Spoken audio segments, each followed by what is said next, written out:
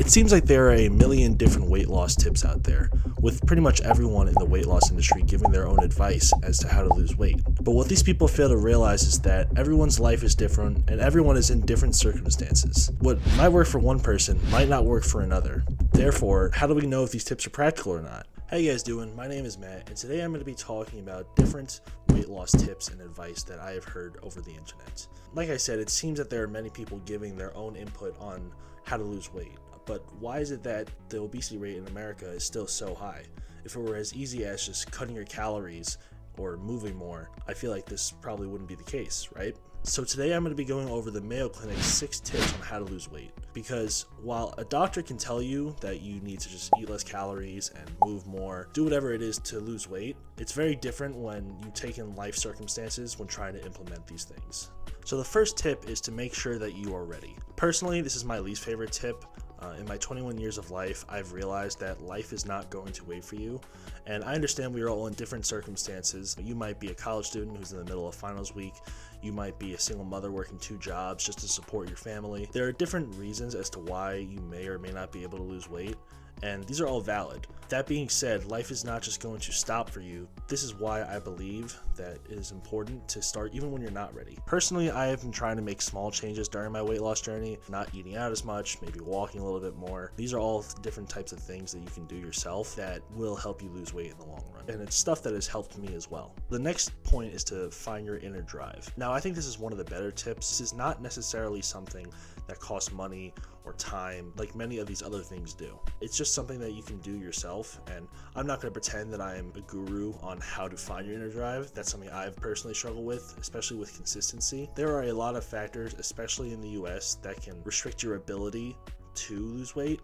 And I'm not going to pretend these things don't exist. There's a fast food restaurant pretty much around the corner anywhere you go. Some of these things take time and money, which are very valuable resources. So in terms of practicality, it is one of the more practical tips because it does not take as many resources as some of these other tips. And if you are poor or if you do not have a lot of time, there are a million other different circumstances that could affect your ability to do these things. So the next tip is to set goals that you can reach. Now, while I think there are some benefits to this tip, I think there are also some drawbacks. Yes, it is more practical to reach a goal that you think is attainable, especially if it's a very low goal. Let's say your goal is to lose 5 pounds over 3 months. The reason I say this is kind of a drawback is because when you set goals that are too low for yourself, you end up only achieving that goal and not going further beyond what you could actually do. I don't mean to get all David Goggins on you. Who's gonna carry the boats? It's more so the fact that you don't necessarily have to set goals that you can achieve, but you should try to push yourself if you have the ability. Now, like I said, everyone's life circumstance is different, and I understand not everyone has the ability to do this. That being said, if you do have the ability to do this, try to set goals that are a little high, maybe a little out of reach, but not to the point where no matter what you do, it's impossible for you to set this goal. The next tip is to enjoy healthy foods. Now, yes, I do think this is very important.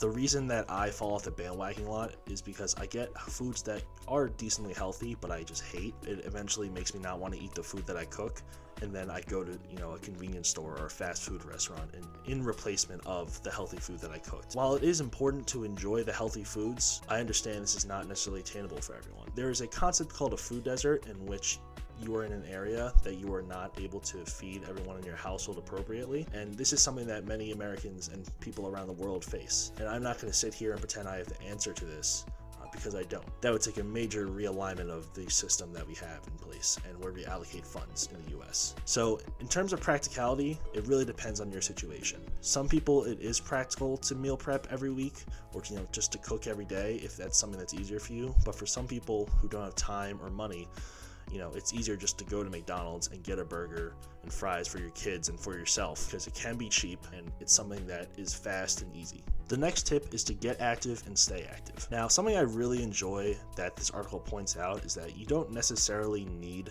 to be going to the gym for an hour, 2 hours a day. You don't have to be going on a 5-mile run. It's more so try to incorporate activity into your daily life rather than doing strenuous exercise. For example, this could just be going up the stairs instead of taking the elevator, going for a walk around the block if you have time. It could be parking further away when you are going to a store. There are a million different ways that you can incorporate activity and just be moving more and burning more calories. It doesn't require that you put your body through the ringer, absolutely destroy your physical and mental health while doing so.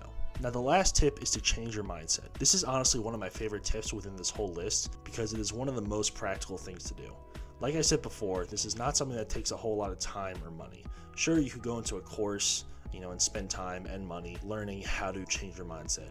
But you could also just look up one, YouTube videos like this, and two, it may be something that takes a little bit of time, but overall, it is something that you can do by yourself. Once again, I'm not going to say that I am the most knowledgeable on how to do this, because I realized that I also have a problem with my mindset, and it's what has held me back for all these years. And I'm not going to sit here and say it's easy. That being said, it is something that you definitely can do.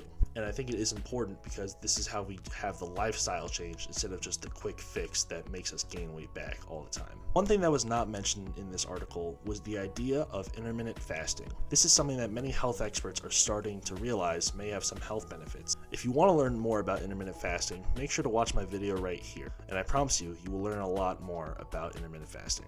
Thank you guys. Have a nice one.